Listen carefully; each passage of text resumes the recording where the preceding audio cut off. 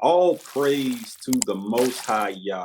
You know, my aunt was he was speaking on what they call quote unquote Black History Month, right? Black History Month, and I'm glad that he spoke on it because I don't have to spend as much time on it. But I had been fired up about it all week. You know, just looking at the fact of I took my children to a museum a week ago, and they had this room, and this room was supposed to be designed to encourage and uplift melanated people, and indeed it was. It was really nice. It was really nice. But one of the things that the guide told us when they walked in, the guide said, "We want to focus on Black history or Black excellence, quote unquote, not just being history and a thing of the past.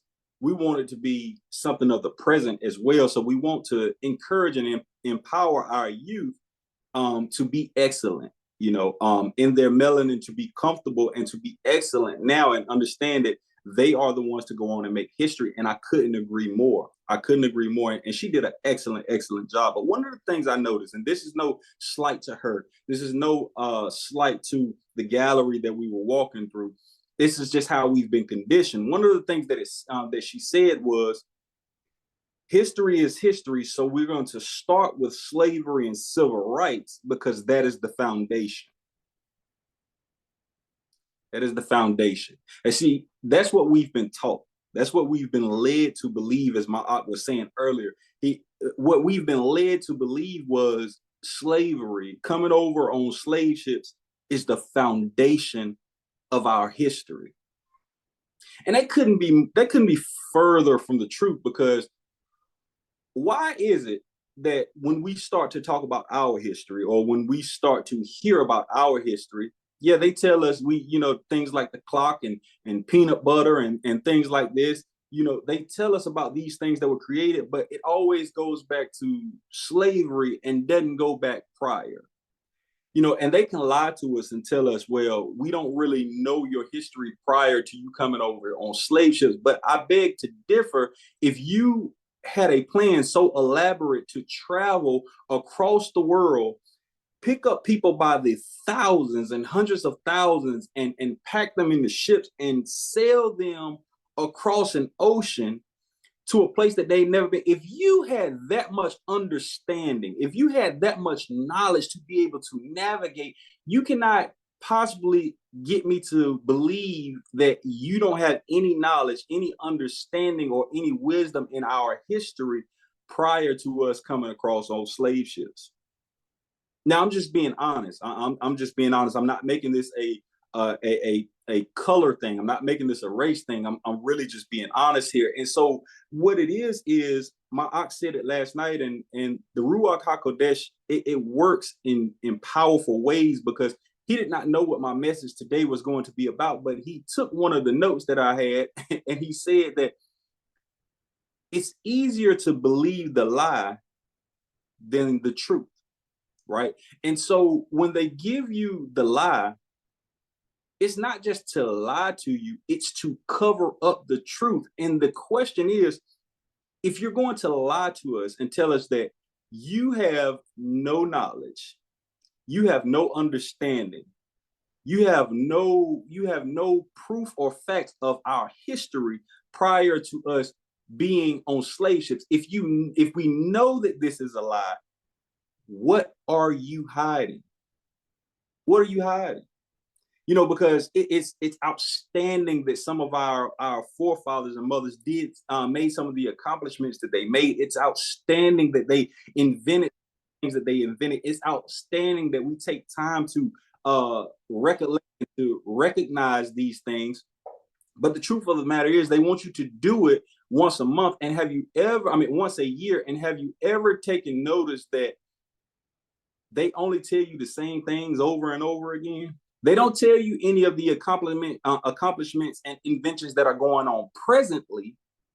They will continue to tell you the same thing year after year after year after year. And my question is, what are you hiding? What is the truth? What exactly are you hiding? And many of us on this call, we know exactly what they're hiding. right? We know what they're hiding, and we're doing our best to shed light on what it is that they're hiding. But the fact of the matter is they give you the small wins to keep you from understanding what's necessary for the big wins. I'm gonna say that one more time. They give you the small wins to keep you from understanding what's necessary for the big wins. They'll tell you that we created a clock. Great.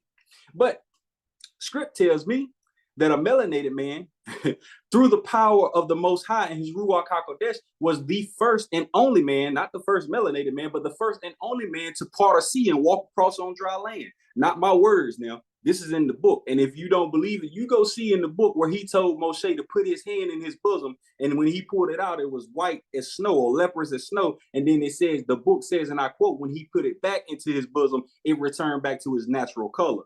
Okay. The book tells us, they tell us things like, they give credit to us for inventing things like peanut butter, things of that nature. But what they don't tell us is that the Abraham was the first, not only the first melanated, but the only person to ever be called, and I quote by scripture, a friend of Elohim. I'm just saying these things are in the book. I'm giving you true melanated history now. I seem to recall a king by the name of King Solomon, who is known as the wisest king, melanated or not, to ever reign on the earth under than Mashiach. I'm just saying, Mishpachah, like when the ox started talking about this, he got me fired up. So what I'm trying to say to you today is, don't be distracted by the small wins that they're giving. I'm not saying don't acknowledge it. That's not what I'm saying. They were great accomplishments, and I cheer them on, and I recognize it, and I will teach them to my children. But I won't stop there. What I want, if there's any young people on the call, and I know my daughter is on the call and my son, if there's any young people, if you have young children or young grandchildren, what I need you to understand is what I'm trying to say here is our foundation does not start with civil rights. No, our foundation does not start with slavery. You see, thousands of years before that, our foundation was rooted in royalty and still is. Our foundation was rooted in royalty. Our foundation is rooted in being trendsetters of a monotheistic faith. Our foundation is rooted in being a people that the Most High chose out of all nations to give his laws, statutes, and commandments to, so that they could be a light to the other nations and lead them to him. I wasn't even intending on saying this, but our foundation is rooted in truth and standing on truth. So let's go ahead and bring up the scripts, Aki. Let's open up with John chapter 12, the book of John chapter 12, and we're going to pick up at verse 47. We're going to use this as a launching scripture. It's written in red, so we know that if it's written in red, then Mashiach is talking. And Mashiach says, "And if any man hear my words and believe not, I judge him not, for I come not to judge the world, but to save the world. He that rejecteth me receiveth not my words, and receiveth not my words, has one that judgeth him. The word that I have spoken, the same shall judge him in the last day. For I have not spoken of myself, but the Father which sent me, he gave me a commandment, what I should say and what I should speak. And I know that his commandment is life everlasting. Whatsoever I speak, therefore, even as the Father said unto me, so I speak. So we already pointed out the fact that this is written in red. So we know that Mashiach, the Son of the Most High, the Messiah, is what Mashiach means in Hebrew, the anointed one, the one that people had been waiting on for centuries. He says, I don't speak my own words. He makes a point to express to us that his words are not his words, but are actually the words of the Father. And so when he speaks, what he is speaking is what the Father has already spoken. So when people try to make Mashiach out to be somebody who is contrary to the Father, it blows my mind, because Mashiach, by his own words, is telling us that he doesn't speak his own words, but he speaks the word of the Father, which means that if he contradicts the Father, or if he says something that you feel is contradictory to the Father, what that actually means is that Yah is contradicting himself, and that couldn't be further for the truth, further from the truth, because the text tells us that Yah is not a man that he should lie. You see, in the book of John, chapter 17, verse 17, it teaches us that the word of the Most High is true. You don't have to go there, Aki. It teaches us that the word of the Most High is true. Keep fact checking me. All right. Sanctify them through thy truth. Thy word is true. So Mashiach is saying, look, in John chapter 12, he's saying, like or not, the truth is the truth. I was given these words, I was given this truth to give to you, and whether you like it or not, whether it is pleasing to you or not, whether you agree with it or not, the title of this message today is Standing on Truth. Mashiach is saying in John chapter 12, I'm just standing on truth. So if you reject me and you don't receive me because of my words, then what you're actually doing is rejecting the Father, because I'm just standing on truth. And when I read this text, it reminded me of a prophet who was given a similar task to go and speak truth and was rejected. And that's what we're going to look at today, Mishpachar. Let's go to Jeremiah chapter 26.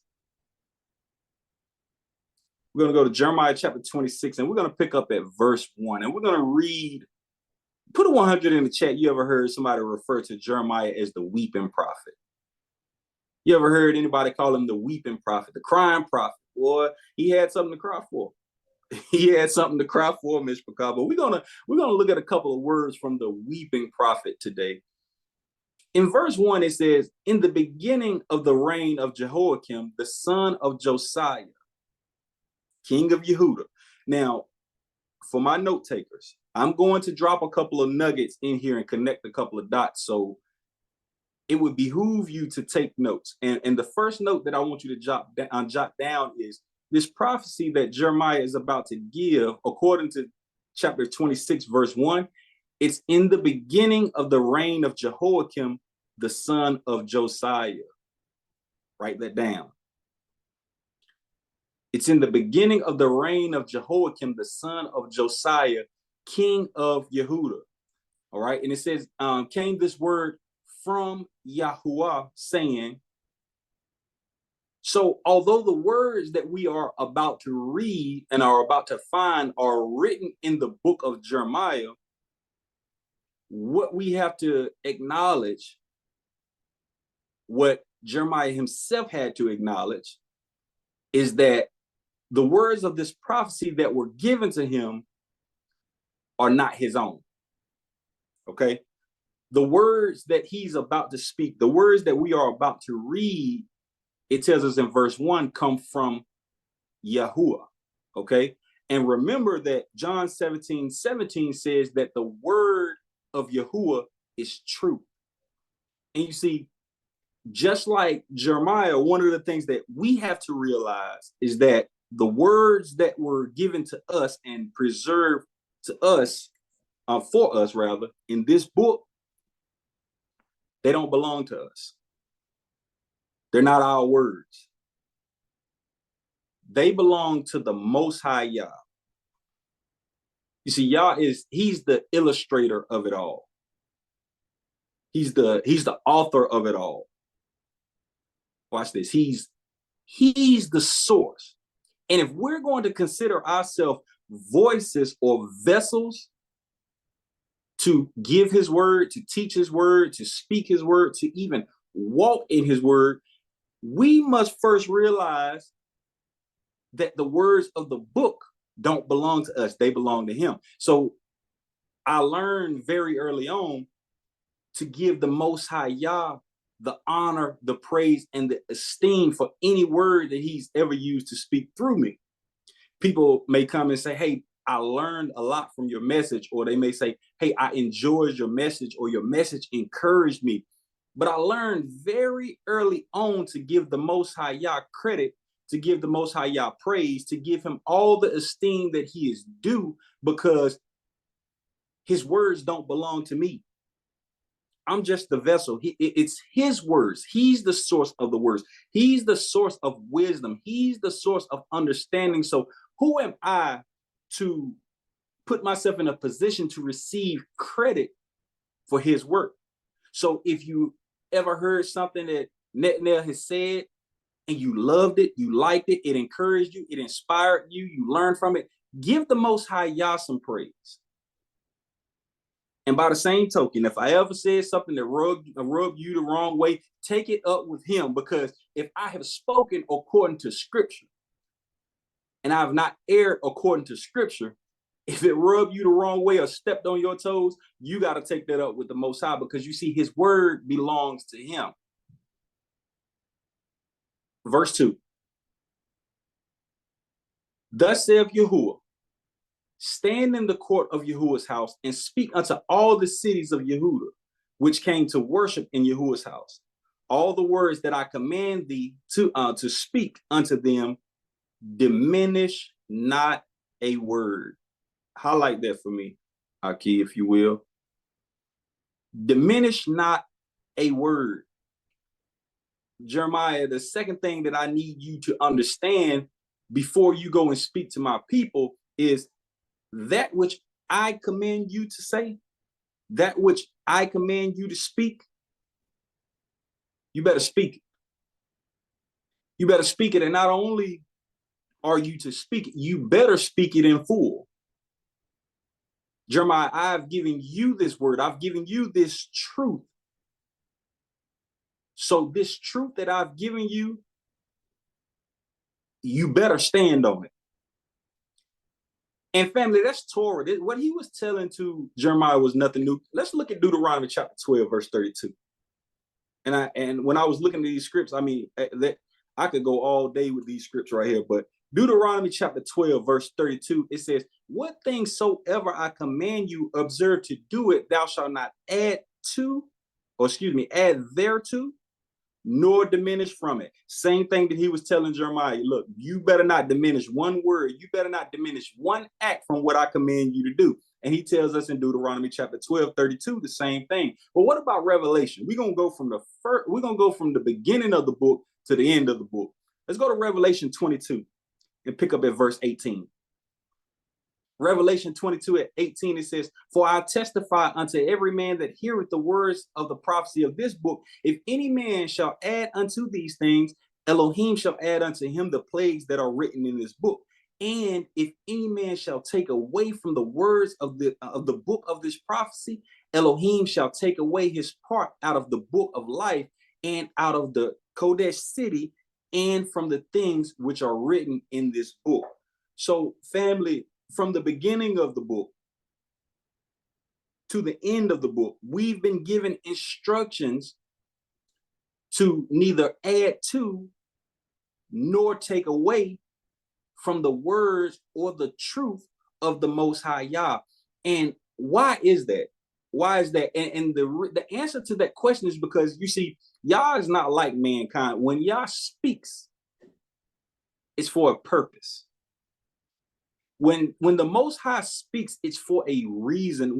When Yah speaks, he speaks with intention. He's not like man who speaks just because we like to hear ourselves talk. You ever met anybody who just love to hear themselves talk? They go on and on and on, and they really ain't talking about nothing, but they love to hear themselves talk. You see, no, the Most High is not like that. The Most High, when he speaks, he's speaking for a reason. And when we bring it upon ourselves to add to or take away from what he's instructed us to speak in his word, then what we actually are doing is placing ourselves in the way of his intention.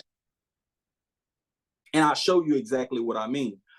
This is why I have a problem with a few translations, especially some of these modern translations. And before I move on, let me say I use some of the modern day translations. I use some of the modern day translations to help me, sometimes understand some wording or a phrase that I may not understand when it's written in the traditional King James. But I'll show you what I mean by this is why I have a problem with some of these new age translations, because they intentionally do things that become a stumbling block for us. And remember, I asked the question when we were talking about quote unquote Black History Month, if you're going to give us a lie, what is it in the truth that you're covering up? Kiefer, you got that slide ready for me? You got that slide ready for me? Let's go ahead and bring it up. We're going to look at a verse in Revelation 22 and 14. And I have a couple of different versions on this slide. Now, the first one is from the Good News Bible, or the GNB. I have one. I don't have one. My wife had one, but I will pick it up and I will use it from time to time. But I do have it on my iPad or on my phone to put side by side with script sometimes. But I'm going to read the same exact verse across 3 different versions of a translation, or 3 different translations rather. So Revelation chapter 22 verse 14 in the Good News Bible, it says, happy. They're happy. Happy are those who wash their robes clean and so have the right to eat the fruit from the tree of life and to go through the gates into the city. All right. So next we're going to move on to the New International Version, which is the NIV.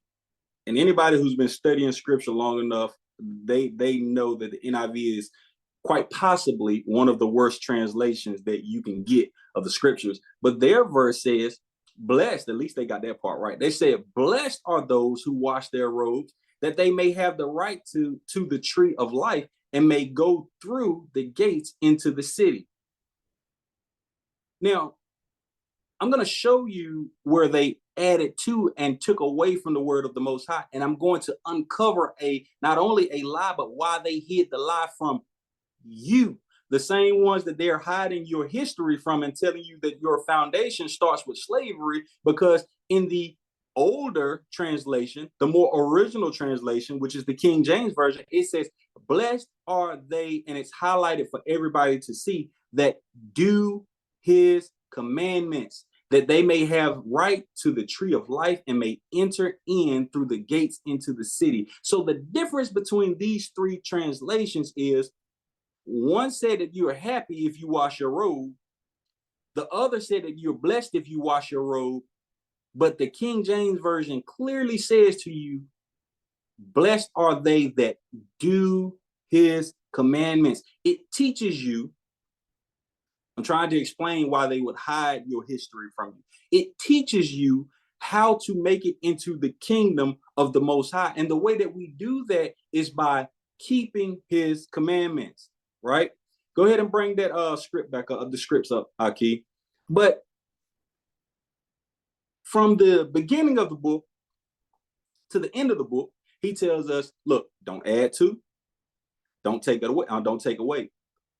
And I'm not saying that the KJV is perfect and without flaws, because it is not. We find flaws in it all the time, not in the scriptures, but in the translation. And so the same way that I use other versions, more modern versions beside a King James Version to better understand the wording of something, I also fact check the King James Version with the original Hebrew text with interlinears and tools such as those. But the King James Version is not perfect. And what I'm trying to show you is that man has taken it upon himself to choose what to add and what to take away from scripture. And the problem that I have with it is it's not always for sake of understanding, because quite often it's to push an agenda. It's to push an agenda. How difficult is it to say, do the commandments that you may have right to the tree of life and make it into the kingdom? How difficult is that? Who can't understand that? All praise to the Most High. We just sat here and watched a 5-year-old recite, because he can't read, recite the 10 commandments. So if a 5-year-old can grasp the concept, how difficult is it for an adult who can read the book to understand that we need to keep the commandments in order to make it into the kingdom? So when we ask that question, what are you trying to hide? Why are you hiding our history? This is why they hide things from you, because they have an agenda that they want to push. And this is why it says in the book of Timothy for us to study to show ourselves approved. You see, when you study to show yourself approved, then when there's a translation issue, when there is a wording issue, when there's even, me and my aunt was talking about it the other day, when there's even commentary that is put into your Bibles, when this stuff contradicts scripture, and you know that it contradicts scripture because you've studied to show yourself approved, what you can then do is discern why or why not, why that it may have been put in and taken out, or you may be able to discern, there is an agenda of trickeration going on here, because I understand that line upon line, precept upon precept, this does not align with scripture. So back in Jeremiah chapter 26 in verse 3, Yah tells Jeremiah, he says, look, speak all the words that I give you. And this is why you have to stand on truth of everything that I'm commanding you to speak, because see, in verse 3, it says, if so be they will hearken and turn every man from his evil way. I told you, you see, when the Most High speaks, he speaks with intention. He speaks for a purpose. And he's not telling Jeremiah, don't add to or don't take away from what I'm instructing you to say just to be a dictator. He says, look, I'm sending you to say certain things for a reason. And the reason that I'm sending you to say it is in verse 3, if so be they will hearken and turn every man from his evil way, that I may repent me of the evil which I purpose to do unto them because of the evil of their doings. And thou shalt say unto them, thus saith Yahuwah, if ye will not hearken to me, to walk in my Torah, to walk in my law, to walk in my instructions, to walk in my truth, which I have set before you, to hearken to the words of my servant, the prophet, whom I sent unto you, both rising up early and sending them, but ye have not hearkened. I like this next portion in verse 6. Then will I make this house like Shiloh, and will make this city a curse to all nations of the earth. So Jeremiah, he comes and he gives the prophecy, and the prophecy that the Most High has given him, and say, look, go talk to the people and tell them I'm trying to get them to turn. Right? I think Jeremiah is the same prophet that the Most High used to say, hey, look, I know the thoughts that I have towards you. Good intentions is what I have for you, but we get in the way of those good intentions. But the Most High says, look, go speak to your people and tell them that in their iniquity, because of their iniquity, if they don't turn, I'm going to do this place just like Shiloh. So let's unpack this prophecy of Jerusalem being done, or Judah being done like what happened to Shiloh. All right. You see, in Joshua chapter 18, verse 1, the nation of Yashar'El, or the nation of Israel, is just now making it into the land. They're just now making it into the land. And in verse 1, it says, and the whole congregation of the children of Israel assembled together at Shiloh and set up the tabernacle of the congregation there. And the land was, I like this, subdued before them. So what we know about Shiloh is that when they made it into the land, Shiloh is the place that they set up the tabernacle of the congregation. And according to Joshua chapter 18, verse 1, what it tells us is that they set up the tabernacle of the congregation in Shiloh, and it says that the land was subdued before them. That means that their enemies were all taken care of. Anything that would prevent them from prospering and growing in abundance in the land, it was subdued before them. But by the time we get to First Samuel, we are introduced to a prophet. Okay, we're introduced to a prophet, and this prophet's name is Samuel. Now, we know a couple of things about Samuel. Samuel's mother was barren. And so the Most High, she prayed for a man child. She prayed for a son. And so the Most High, he blessed her womb for her to be able to conceive and bear a son. And her holding true to her covenant that she made with the Most High, when she had the son, she dedicated him to the Most High. She dedicated him to the temple. And so she takes us to the tabernacle, and she takes him to the tabernacle, and she places him under the authority of a high priest named Eli. Now, Eli has two sons, okay? And his two sons are supposed to be serving as priests under him. And his two sons, he's already got it. His two sons were Hophni and Phinehas. And what the script tells us about his two sons were that they were worthless. Go to chapter 2 of 1 Samuel and pick up at verse 12. Verse 12 of chapter 2 of 1 Samuel, it says, now the sons of Eli were sons of Belial. And Belial actually means worthless. It means wicked.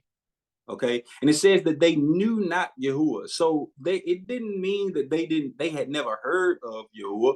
How could that be? They're in the tabernacle of Yahuwah. Their father was the high priest. What it means is they had no respect. They had no reverence. They did not revere. They had no regard for Yahuwah and his ways. And because of that, the text says that they're worthless. They were worthless. They were two wicked sons. Okay. And so Samuel, at a young age, he learns how to hear the voice of the Most High. And much like Jeremiah, what the Most High does with Samuel, as soon as Samuel is able to understand and hear the voice of the Most High, he says, look, I got a message I need you to deliver. And so he tells Samuel, go to Eli and tell Eli, because of the worthlessness, because of the wickedness of your sons, I'm going to bring destruction on your household. I'm going to bring destruction on this people. I mean, these two sons of Eli were wicked. They remind me kind of like some of I'll just call them leadership of different denominations today, because some of the things that they were doing was when people would come to make their offerings and their sacrifices, they said, look, I'm going to get mine off top, and then what's left of that, we'll give that to them. It kind of reminds me of some of the leadership from these denominations that says, bring your tithes, bring your offering, and I'm going to get mine off top. I got a jet to pay for. That jet, I don't know, because I've never done it, but anybody on this call ever paid for jet fuel? I can only imagine, because I put gas in a car. I can only imagine how high jet fuel. These leaders got jets that they got to pay for. They got jets that they got to pay for. They got to put gas in these jets. They got mansions. They got mansions they got to pay for. So in their mind, it's okay for them to bring your offerings, bring your tithes. Let me get mine off the top, and then we're gonna do a little bit of what's right toward the Most High.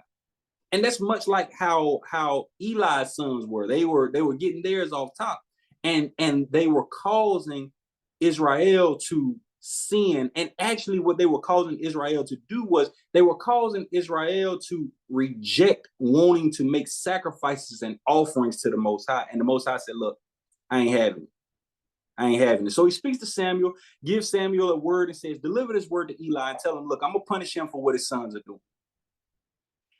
By the time we get to chapter 4 of 1 Samuel, we see the word of the Most High come to pass. We see the prophecy come to pass that Samuel had given Eli. All right. And when we get to chapter 4 of 1 Samuel, Israel is at war with the Philistines. And I hope I'm not losing anybody. I'm just painting a picture for us to be able to understand the prophecy of Jerusalem being equated to what was going to happen to Jerusalem being equated to what happened at Shiloh. So by the time we get to chapter 4 of 1 Samuel, Israel is at war with the Philistines, and Israel is getting whooped. I mean, they're not just getting whooped on the battlefield, they are getting slaughtered. And somebody has a bright idea. Somebody, like, in the cartoons, when somebody get a bright idea, that light bulb goes off. Somebody's light bulb went off and said, I got an idea. Well, what was their idea? Verse 3. It says, and when the people were come into the camp, the elders of Yashar'El said, wherefore has Yahuwah smitten us today before the Philistines? Let us fetch the ark of the covenant of Yahuwah out of Shiloh unto us, that when it cometh among us, it may save us out of the hand of our enemies. So if you're paying attention, put it in the chat where they said they had to go get the Ark of the Covenant from. Let's see who's paying attention. Put it in the chat. Where did they have to go to get the Ark of the Covenant from? Because they said, when we go get this Ark of the Covenant, we're going to bring it back. And because we have the Ark of the Covenant with us, remember Joshua chapter 18, verse 1, it says that the land was subdued before them, or their enemies were subdued before them. So they said, surely if we get this Ark of the Covenant on the battlefield with us, man, we about to wear these Philistines out. So in verse 4, it says, so the people sent to Shiloh, that they may bring from thence the Ark of the Covenant of Yahuwah of hosts, which dwelleth between the cherubims. And guess who was with the Ark of the Covenant? And the two sons of Eli, Hophni and Phinehas, were there with the Ark of the Covenant of Elohim. And when the Ark of the Covenant of Elohim came into the camp, all of Yisrael shouted with a great shout, so that the earth rang again. Look, when that Ark of the Covenant rolled into that battlefield, boy, if they was scared, they won't scared no more. That look, chest, arm, shoulders went down, chest came out, they was ready to fight. They went to hooping and hollering. You know, they got a whole nother sense of courage when they saw that Ark of the Covenant come into that battlefield, because according to Joshua chapter 18, verse 1, because the land and the enemies had been subdued before them, because the tabernacle was set up at Shiloh. All right. So now they ready for war. They ready for battle. Verse 7, it says, and the Philistines were afraid, for they said, Elohim is coming to the camp. And they said, woe unto us, for there have not been such a thing hereunto. There's a nugget in there, Mishpachah. There's a nugget in there that I'm going to unpack more later on. But who did the Philistines say came into the camp? You see, the Philistines didn't worry about the Ark of the Covenant coming into the camp. Who was it that the Philistines said came into the camp that made them afraid?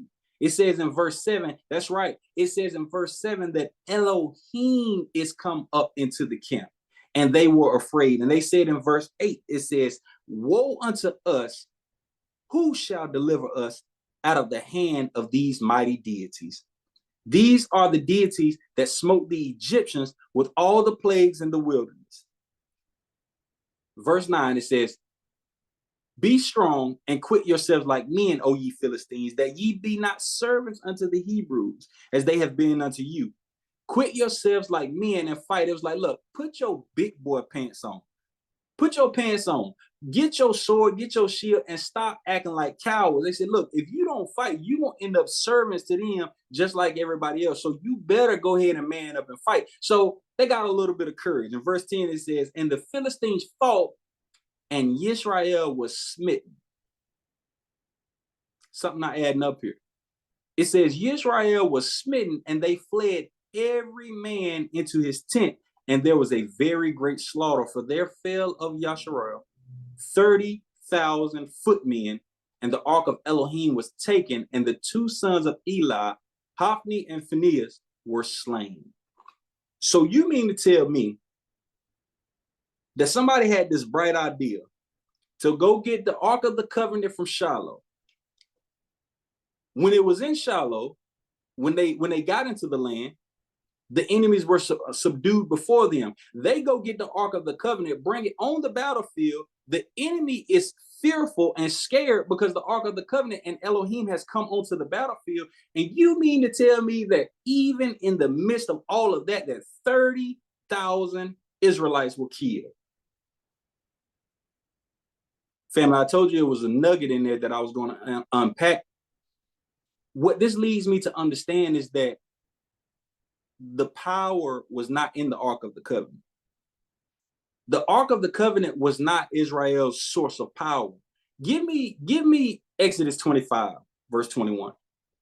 You see, they went and got the Ark of the Covenant, thought that the Ark of the Covenant was going to give them power on the battlefield, brought the Ark of the Covenant on the battlefield, and still got whooped. So this teaches us that the Ark of the Covenant, somebody put it in the chat that they was using it as a good luck charm. That's right. You see, they were failing to realize, or failing to acknowledge rather, where their true source of power came from. And that's because they were so disconnected from it. And so in verse 21 of chapter 25 of Exodus, it says, and thou shalt put the mercy seat above upon the ark. This is talking about the construction of the Ark of the Covenant. And in the ark, thou shalt put the testimony that I shall give thee. And in verse 22, it says, and there will I meet with thee, and I will commune with thee from above the mercy seat, from between the two cherubims which are upon the ark of the testimony, of all things which I will give thee in commandment unto the children of Yashar'El. So the Most High, when he's giving them instructions how to build the Ark of the Covenant, he says, on top of the covenant, I want you to build a mercy seat, and I will commune with you. I will be present with you. I will sit above. I will have a portion of my ruach dwell above the mercy seat, and from there, I will commune with you. So, according, not my words, I'm not going to lie to you. According to Exodus 25, verse 22, who sat above the Ark of the Covenant? Who sat above the Ark of the Covenant on the mercy seat?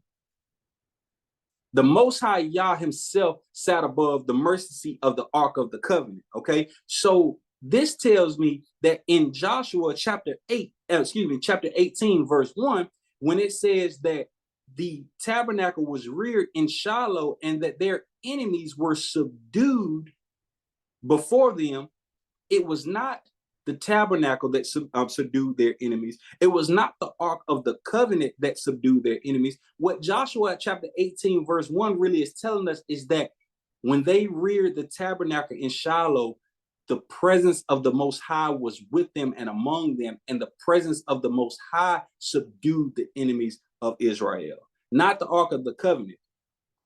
But if that's the case, then why, when they brought the Ark of the Covenant to the battlefield with the Philistines, why do we still see 30,000 Israelites dead?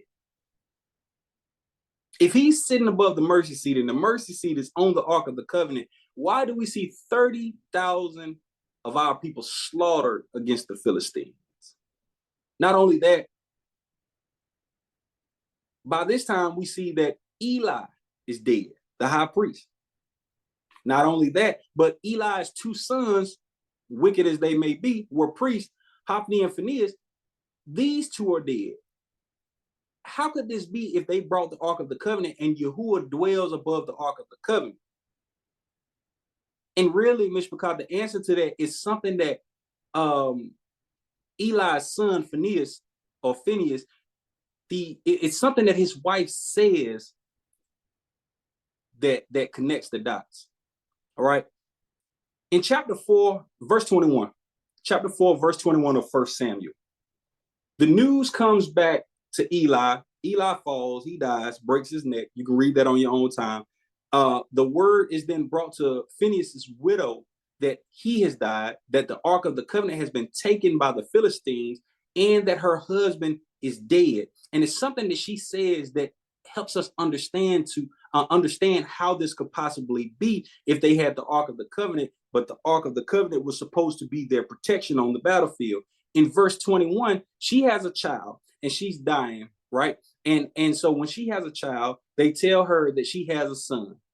And then it tells us that she didn't speak, she didn't even regard, she didn't hold the son, but she says something in the next two verses. It says, and she named the child Ichabod, saying, the esteem is departed from Yashar'El. Now I know it says glory here, but my Akbakat Yahoo, he's done an outstanding couple of lessons teaching us, the root behind that word glory. So we'll call it what it is. We'll call it the kabod, or the esteem has departed from Yashar'El, because the ark of Elohim was taken, and because of her father-in-law and her husband. And she said, the esteem, the kabod, is departed from Yashar'El, for the ark of Elohim is taken. Now it tells us in verse 21 that she names her son Ichabod. Ik means no or without. And anybody who's been on our calls or watching our studies knows that kabod is esteem, or where we get the translated word glory. So her son's name actually means without esteem, without kabod, kabod, or without glory or no glory. You see, the kabod, or the esteem of Yashar'El, was not the Ark of the Covenant. The esteem of Yashar'El was the fact that the Most High's presence dwelled above the Ark of the Covenant. So in 1 Samuel chapter 4, verse 4, it tells us, go back up to verse 4, Aki. It tells us in verse 4 that they sent people to Shiloh to pick up and get the Ark of the Covenant and bring it back out, highlighted. And I asked the question earlier, who was with the Ark of the Covenant when they sent people to pick it up? Hophni and Phinehas, the two wicked sons of Eli. They were with the Ark of the Covenant. And Mishpachah, you know as well as I do, the Most High does not dwell in the midst of wickedness.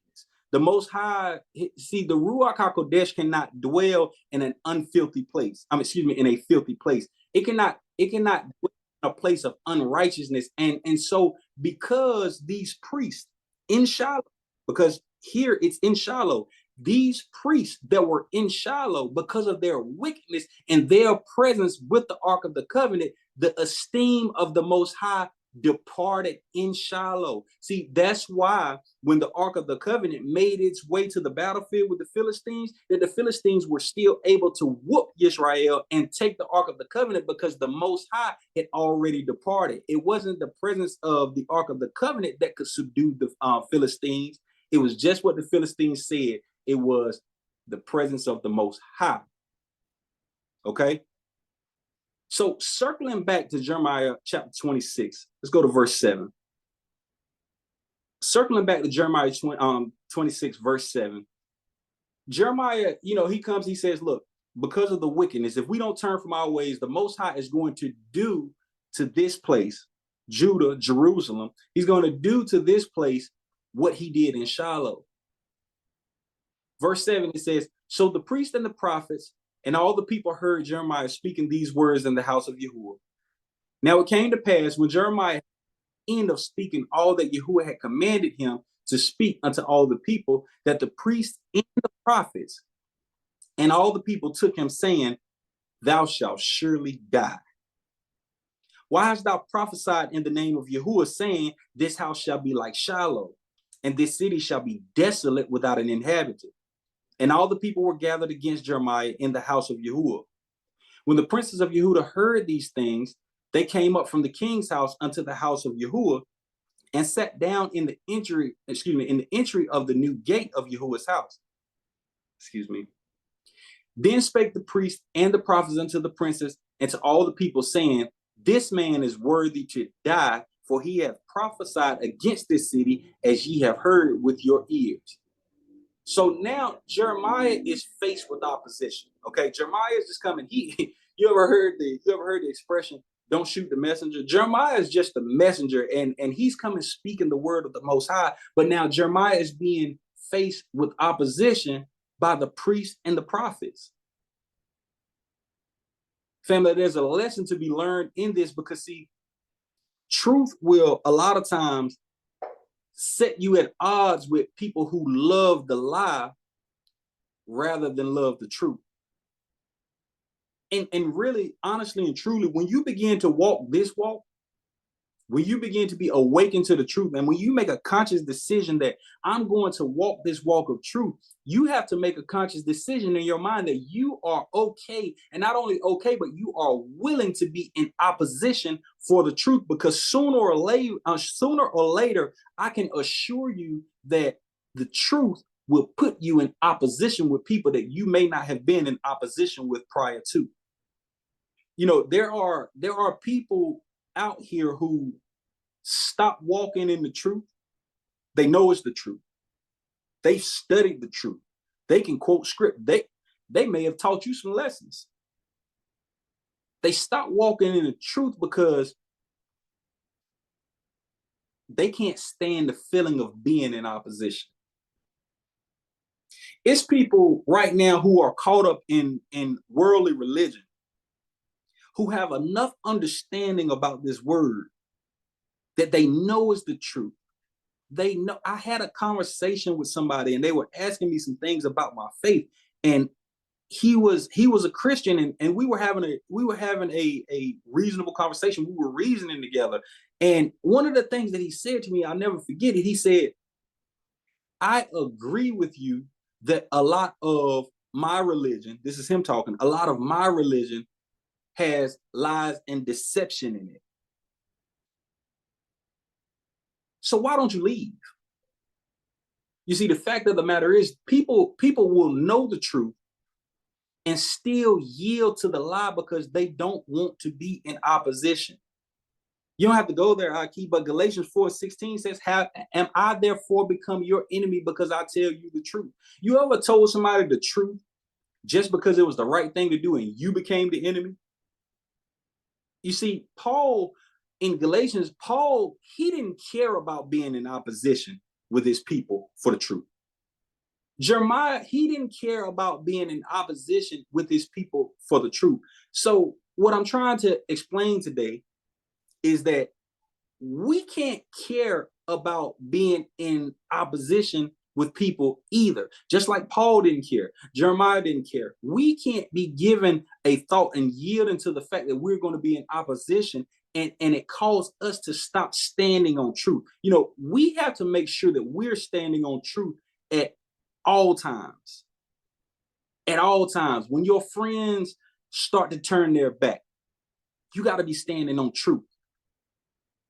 When the world starts to turn its back on you, you got to be standing on truth. When your husband turns his back on you, what you gonna do? Somebody ought to be putting in the chat, standing on truth. When your wife turns her back on you because you want to stand on the truth, you gonna buckle? You gonna fold? When your family, when the world, when your kids turn their back on you, you have to be willing to stand on this truth. And you see, that is exactly what Jeremiah was doing. That is exactly what Paul was saying. Is, look, just because I become your enemy for the sake of truth, that's fine by me. I'm going to continue to stand on this truth. Family, I'm really just trying to prepare some people who may not already understand this. You're going to lose family behind standing on this truth. I'm a witness. I'm not telling you something that I don't know. You're going to lose family standing on this truth. You're going to lose friends for standing on this truth. I've done it. I've lost. And you're going to lose opportunities. You may lose money for standing on this truth. I made up my mind a long time ago. My wife, my Yashar'El, is on this call. She's on this call right now. She's in the room and she'll tell you the truth. And her, look, she'll say the same thing about me. I made up my mind a long time ago. No matter who don't like it, no matter who turned their back on me, my family, my friends, my wife, my children, my mama, it don't matter. If one of my brothers, Yahu, Akifa, Netanyahu, I love y'all dearly. But if y'all turn your back on me for standing on this truth, it's just gonna be a lonely walk to the kingdom for me. And I'm gonna make that walk all by my lonesome, standing on the truth. Go back to Jeremiah chapter 26. Let's pick up at verse 12. Jeremiah in chapter 26, he starts to speak in verse 12. After they said that he's worthy to be put to death, he speaks. It says, then spake Jeremiah unto all the princes and to all the people, saying, Yahuwah sent me to prophesy against this house and against this city, all the words that ye have heard. Therefore now amend your ways and your doings, and obey the voice of Yahuwah your Elohim, and Yahuwah will repent him of the evil that he have pronounced against you. So Jeremiah telling him, look, I'm giving you the cheat code. I'm giving you the cheat code. I'm giving you what it's going to take. Excuse me. Adjust that. All right. I'm giving you what it's going to take for you to preserve your life. And what it's going to take for you to preserve your life is you have to amend your hearts and turn from your ways. But watch this. This is this is the epitome of standing on truth. He says all of that. Then he turns around. He never begs. He never pleads for them to turn him loose. He says, as for me, behold, I am in your hand. Do with me as seemeth good and meet unto you. But know this, know ye for certain, that if ye put me to death, ye shall surely bring innocent blood upon yourselves and upon this city, and upon the inhabitants thereof. For of a truth, Yahuwah hath sent me unto you to speak all these words in your ears. Mishpachah, that just hit me while I was reading. But when they put our king to death, his own people, when they put our Mashiach to death, they said the blood be on us and all our children. Knowing that they were putting an innocent man to death, they said the blood be on us and all of our children. Now, Jeremiah says, look, whatever, if you feel like you got to kill me, so be it. Get the stones, get the rope, get the tree, whatever you feel you need to do, but I'm standing on this truth. I'm going to speak to you the words that the Most High has given me to speak to you. But in Yah's mercy, he gave him the way out. He gave the words to Jeremiah to give to his people. He gave them the way out. But rather than yielding to what he was saying, because they loved the lie rather than the truth, they said, rather than us mending our ways and our hearts, we just going to put Jeremiah to death. And Jeremiah was willing to die for this truth. You know, I look at, I'm not going to make it too personal, but I look at how society demonizes people of a particular faith, and make them out to be terrorists and menaces to societies, if you will. And a lot of times what they do is they demonize them to mask or to have the people be okay with the persecution of people of a particular faith. And so I'm not foolish enough to believe that at some time, at some point, we will be persecuted for what we believe. I'm not foolish enough to believe that at some point, at some time, we will be demonized for the truth in which we believe, and we will be persecuted. And you see, we have to be building up our faith, and we have to be making up our minds now that I'm willing to stand on this truth like Jeremiah, even if it costs me my life. Now, back in verse 11, it says that the priests and the prophets wanted to kill Jeremiah. Now, that's sad. Ain't that sad, Mishpachah? Ain't that sad? It's not even their oppressors that wanted to kill Jeremiah for standing on truth. It says the priests and the prophets. And I'm going to tell you why I say it's sad, because it's a sad day when the ones who are tasked with the very task of upholding the word of the Most High, the ones that are tasked with the task of upholding the truth and teaching the truth to the people of the Most High, the ones who are tasked with making sure that everyone is walking orderly according to the Most High, they are teaming up and wanting to kill because they love the lie rather than the truth. They're teaming up and want to kill Jeremiah. These are the ones who actually supposed to be standing on truth. But yet and still they want to kill Jeremiah. Now, where else do we see something like this? Where else do we see? I know. The book of John, chapter 8. The book of John, chapter 8, verse 37. We see something else like this. You see, this is not the only time that we see the ones who are actually supposed to be upholding the law, statutes, and commandments of the Most High, wanting to kill somebody who's speaking in truth. In John chapter 8, verse 37, Mashiach is talking, and he says, I know that ye are Abraham's seed, but ye seek to kill me, because my word have no place in you. I speak that which I have seen with my Father, and ye do that which ye have seen with your father. They answered and said unto him, Abraham is our father. And Yahusha said unto him, I said unto them, if ye were Abraham's children, ye would do the works of Abraham. But now you seek to kill me, a man that has done what? Told you the truth, which I have heard of Elohim. This did not Abraham. So this is why I started off in the book of John earlier when Mashiach is saying, hey, I'm only speaking what the Most High told me to speak. And he's saying the same thing here. It's like, look, you want to kill me for what I'm saying. And only thing that I told you was the truth that I have heard of Elohim. And Abraham did not do this. Verse 41, it says, you do the deeds of your father. Then said they to him, we be not born of fornication. We have one father, even Elohim. Yahusha said unto them, if Elohim were your father, ye would love me. For I proceeded forth and came from Elohim. Neither came I of myself, but he sent me. Why do ye not understand my speech? Even because ye cannot hear my word. Ye are of your father, the devil, and the lust of your father ye will do. He was a murderer from the beginning and abode not in the truth, because there is no truth in him. When he speaketh the lie, he speaketh of his own, for he is a liar and the father of it. And because I tell you the truth, you believe me not. Why? Because you're not of the Father. Verse 46, it says, which of you convinceth me of sin?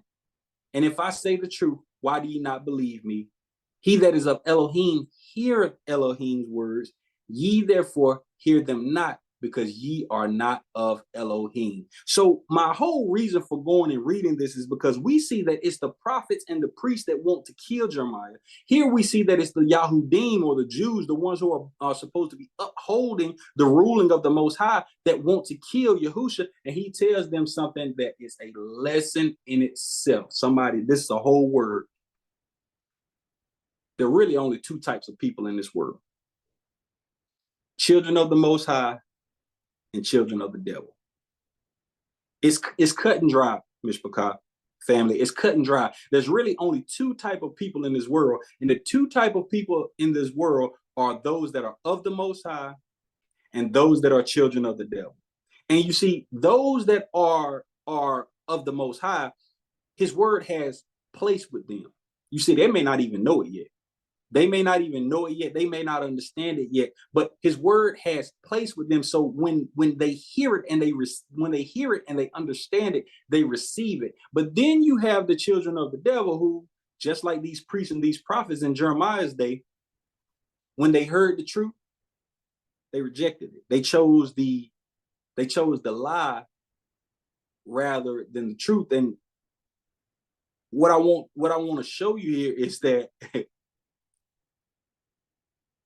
just because you wear a title don't make you a child of the Most High. You see, these were the priests. These were the prophets. Just because somebody wears a title, just because they're a reverend, a deacon, a bishop, an elder, just because they got a robe, just because they got fringes, just because they got on a headscarf, that don't make you a child of the Most High. A title and the outwardly appearance don't make you a child of the Most High. What makes you a child of the Most High is when his word takes root inside of you.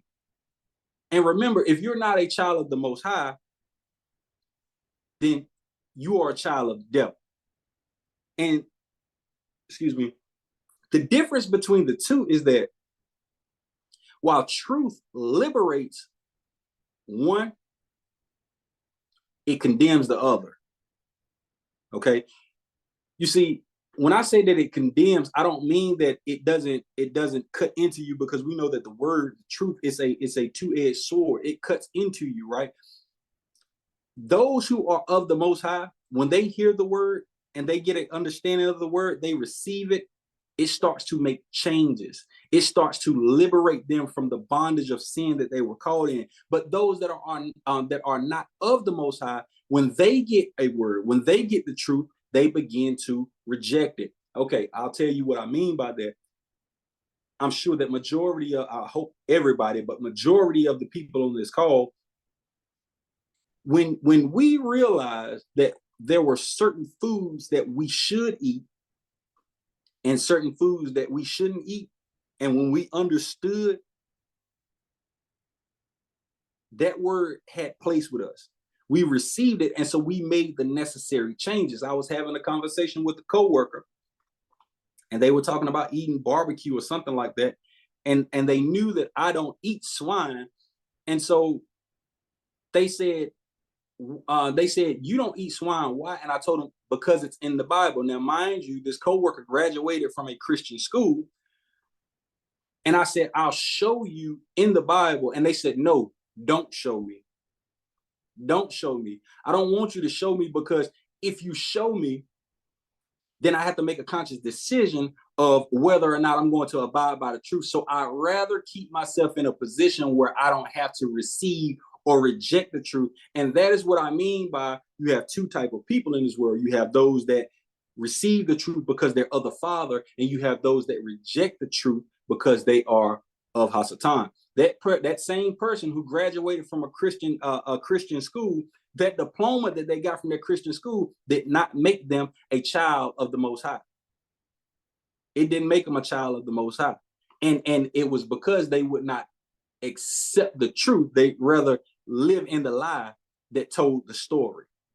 All right. And there's a reason for that. Go over to chapter 18, verse 37 of John. There's a reason why people reject the truth. There's a reason why the prophets and the priests rejected the truth of Jeremiah. There's a reason why some of the Yahudim rejected the truth of Mashiach. And it's in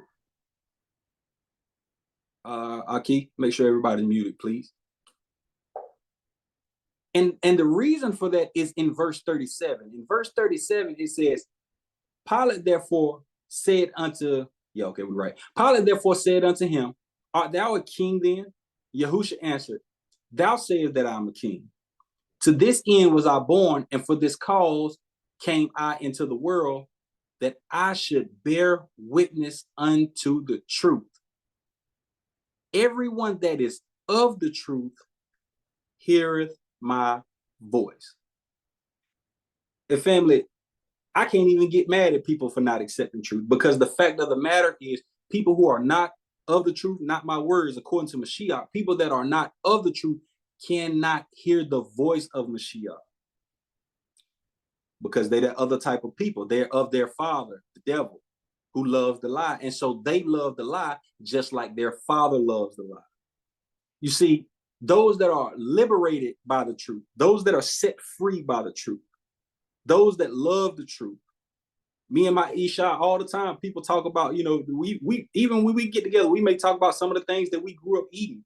We may talk about, we grew up eating swine, we grew up eating shrimp, crawfish. I've heard some of my brothers say, I ain't went this far, but I heard some of my brothers say, hey, we grew up eating raccoon, but one of the things that we always say is all praise to the Most High, because see, what we're doing is giving our testimony of how the Most High has set us free from bondage. So what I'm saying is that those that are liberated by truth, those that are set free from the bondage of sin, those that love the truth, those that change their hearts when they hear the truth, are those that are of the truth. Okay, we can jump back over to Jeremiah 26. Let's go back to verse 15. You see, these priests and these prophets, they wanted to put Jeremiah to death because they were not of the truth. They were not of the truth. But Jeremiah says in verse 15, but know ye for certain that if you put me to death, you shall surely bring innocent blood upon yourselves and upon this city and upon the inhabitants thereof. For of a truth, Yahuwah hath sent me unto you to speak all these words in your ears. Doesn't that sound a lot like what Mashiach just said? Verse 16, then said the princes and all the people unto the priests and to the prophets, this man is not worthy to die, for he hath spoken to us in the name of Yahuwah, our Elohim. Don't miss this. Family, I don't know if anybody did you see the two different people of the world? You see, in verse 8, jump back up to verse 8, Aki. In verse 8, it says that the priests and the prophets said that he shall surely die. Okay, highlight it right there. So they don't just take my words for it. In verse 8, it says that the priests and the prophets and all the people took him saying, thou shalt surely die. All right, drop down to verse 11.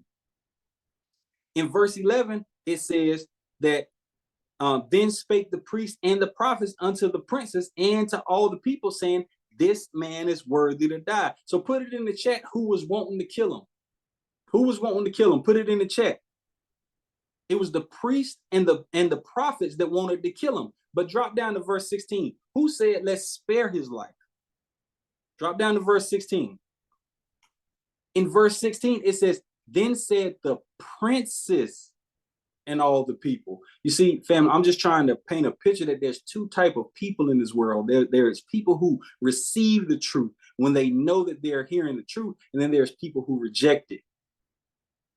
Verse 17, then rose up a certain of the elders of the land and spake to all the assembly of the people, saying, Micah, the Morashite, prophesied in the days of Hezekiah, king of Yehudah, and spake to all the people of Yehudah, saying, thus saith Yahuwah of hosts, Zion shall be plowed like a field, and Jerusalem shall become heaps, and the mountain of the house of the high places for a forest. Did Hezekiah, king of Yehudah, and all of Judah put him at all to death? Did he not fear Yahuwah? And besought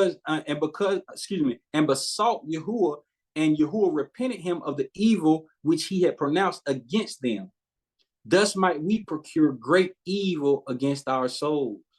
So they like, look, this ain't the first time a prophet done came and prophesied against us in our evil. And Hezekiah repented, and Yah spared them because of that. So why would we put Jeremiah to death? Why would we put him to death? Verse 20. And there was also a man that prophesied in the name of Yahuwah, Uriah, the son of Shemaiah, the Kirjatharim, who prophesied against this city and against this land according to all the words of Jeremiah. And when Jehoiakim the king with all his mighty men and all the princes heard his words, the king sought to put him to death, but Uriah heard it and was afraid and fled and went into Mitzrayim. So Uriah is a prophet just like Jeremiah. Uriah is actually coming to prophesy something very similar to Jeremiah to Jehoiakim. Uriah is actually coming and speaking truth in the ears of the people of Judah. But the difference between Uriah and Jeremiah is that Uriah, when he spoke his truth, when Jehoiakim wanted to kill him, it says that he fled to Mitzrayim. Remember, Jeremiah said, I'm in your hands. If you want to kill me, hey, do whatever you see is good to you, but I'm going to stand here and I'm going to do what the Most High told me to do. In verse 22, it says, and Jehoiakim the king sent men into Mitzrayim, namely Netan, the son of Akbar, and certain men with him into Egypt, or Mitzrayim, and they fetched forth Uriah out of Mitzrayim and brought him unto Jehoiakim the king, who slew him with the sword and cast his dead body into the graves of the common people. So Uriah was speaking truth just like Jeremiah, but what Uriah did was he valued his physical life more than he valued standing on truth. Uriah was speaking truth, but what Uriah lacked was faith to endure until the end. And because he allowed fear to consume him, he left and he stopped speaking truth to try to preserve his life. And it ended up costing him his life. And in spite of all of this, Jeremiah continued standing on truth. No matter what it may have costed him, he continued standing on truth. And what I'm trying to encourage you to do today is to be more like Jeremiah.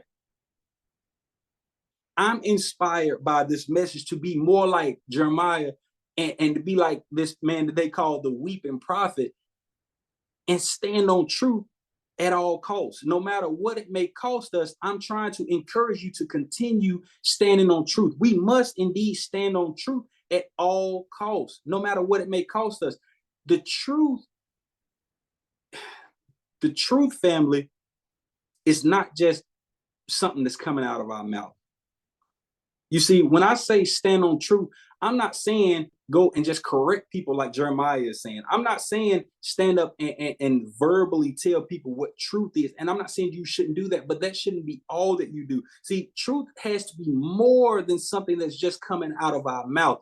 Give me 2 Corinthians, Aki, and go to chapter 4. We'll pick up at verse 1. And we're going to look at what it looks like to stand on truth, because we're using Jeremiah to get some understanding. And yes, Jeremiah, he rebuked Judah. He rebuked Yehuda, and he stood on truth and was willing to die for it. But see, truth ain't always just what's coming out of your mouth. See, according to verse 1 here, it says, therefore, seeing we have this ministry, as we have received mercy, we faint not, but have renounced the hidden things of dishonesty, not walking in craftiness, nor handling the word of Elohim deceitfully, but by manifestation of the truth, condemning ourselves. Family,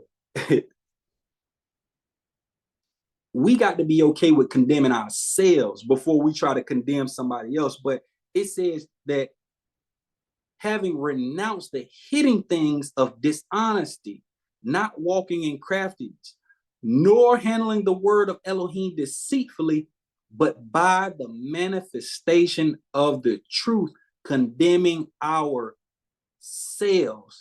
Commending ourselves. I'm sorry, I read it wrong. Commending ourselves to every man's conscience in the sight of Elohim. Now, I will go back and say we do need to condemn ourselves if we find ourselves wrong. I read that wrong, but it's actually commending ourselves to every man's conscience in the sight of Elohim. But if our gospel be hid, it is hid to them that are lost. So if we allow truth to only be what comes out of our mouth, or if we know the truth, but we don't walk the truth out, and people can't see the truth in our lives, if they can't see the truth in our lives, then our message, our good news is hid. And what good is it? So we have to wear this truth when we stand in on it. We have to put away the things of dishonesty. We have to put away the things of not walking in craftiness. We have to, that's key, not handle the word of Elohim deceitfully. We can't be using the word of Elohim to push our own agendas.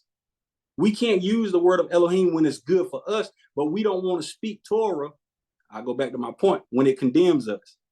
Verse 4, it says, in whom the Elohim of this world have blinded the minds of them which believe not, lest the light of the glorious, or the esteem of the message of Mashiach, who is the image of Elohim, should shine unto them.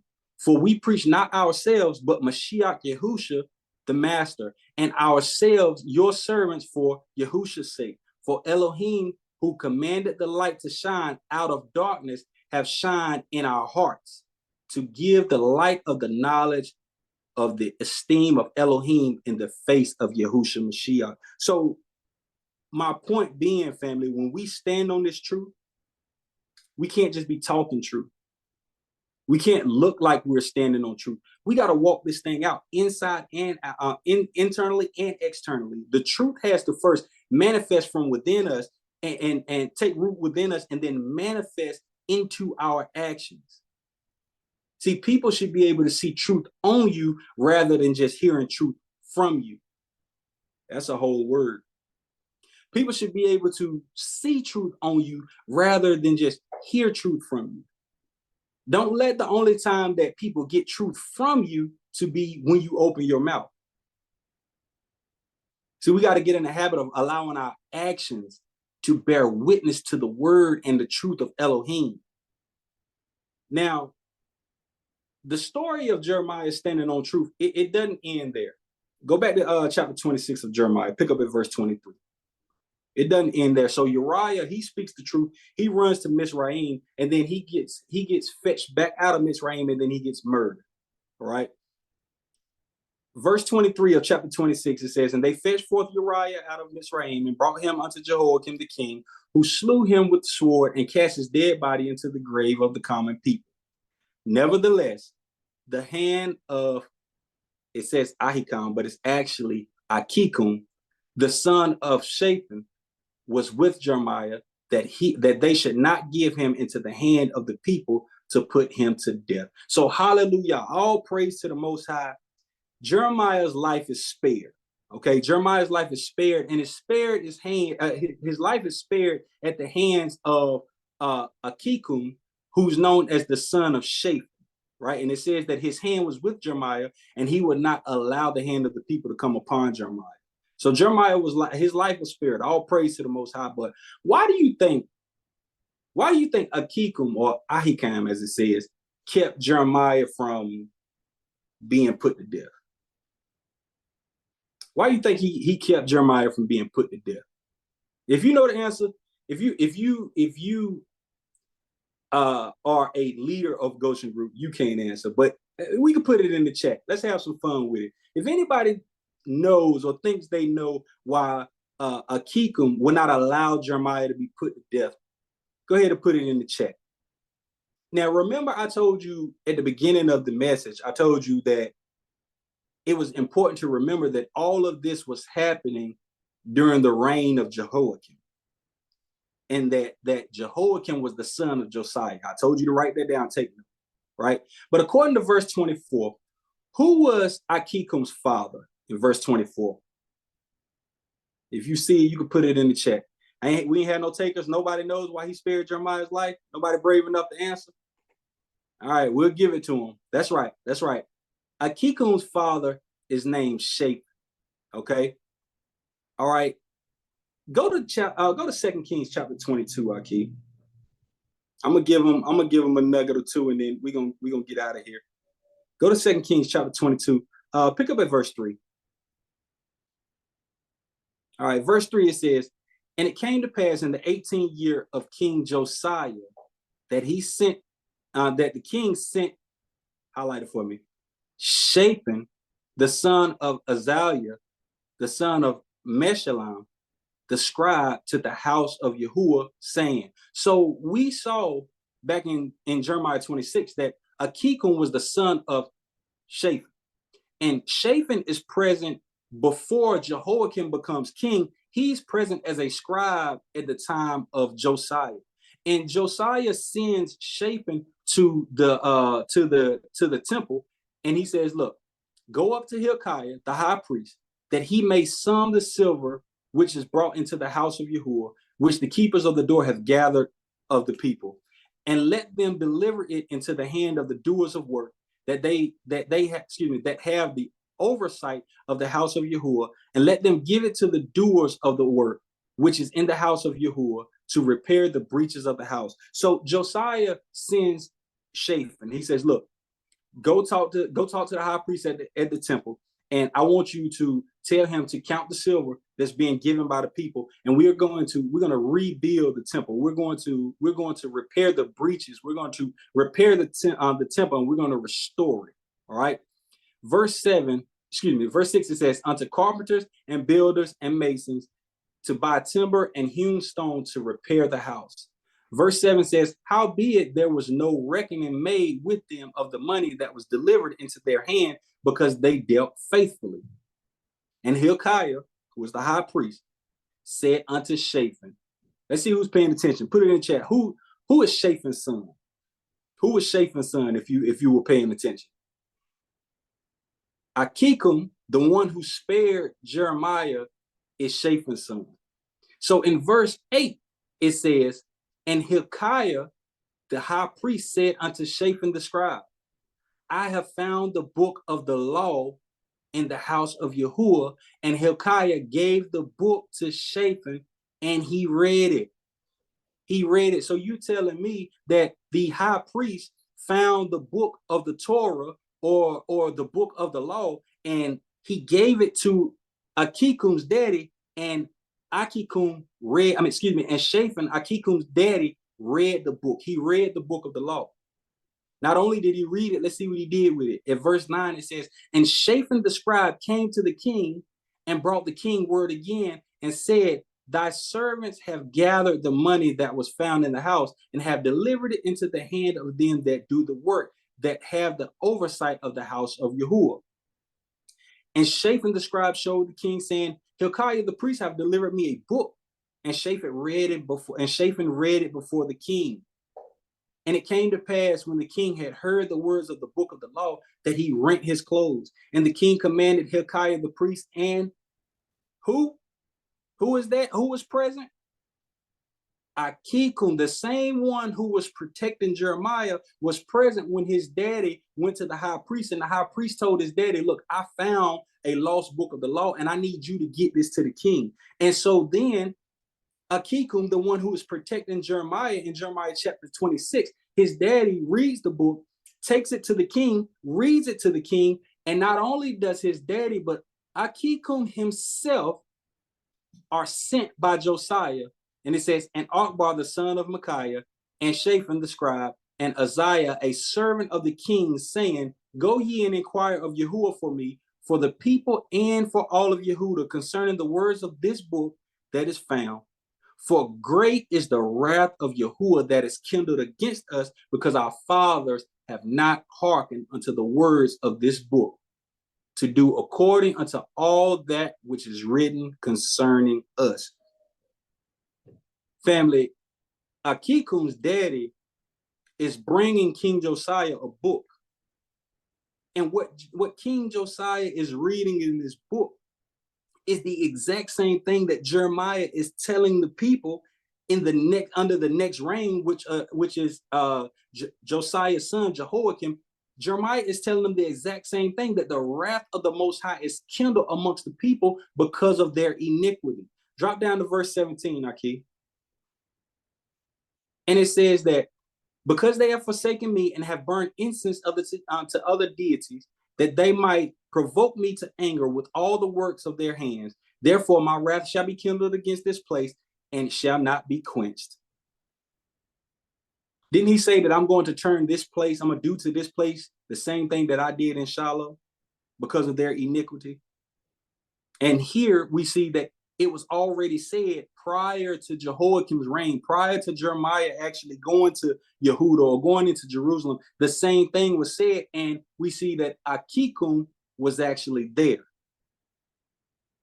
But then verse 18, it says, but to the king of Yehudah, which sent you to inquire of Yahuwah, thus shall ye say to him, thus saith Yahuwah, Elohim of Yashar'El, as touching the words which thou hast heard, because thine heart was tender, because you mended your ways, hallelujah, and thou hast humbled thyself before Yahuwah, when thou heardest what I spake against this place and against the inhabitants thereof, that they should become a desolation and a curse, and has rent thy clothes and wept before me.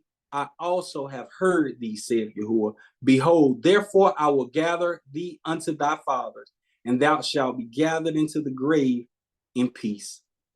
And thine eyes shall not see all the evil which I will bring upon this place.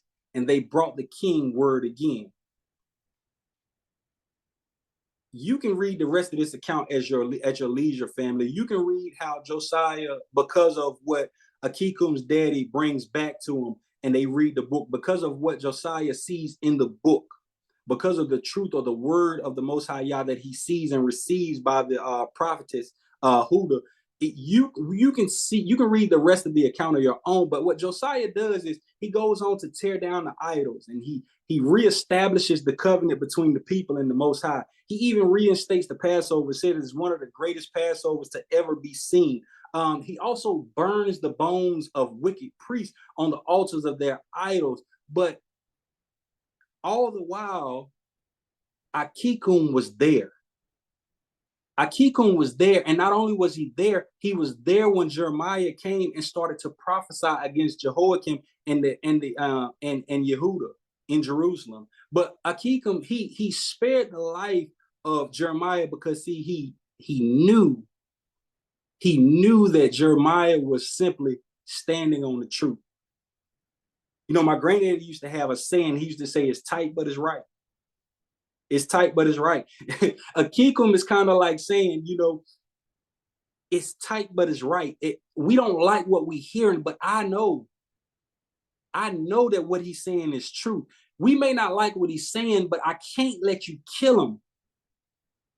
Why can't you let us kill him? He said, because I was there.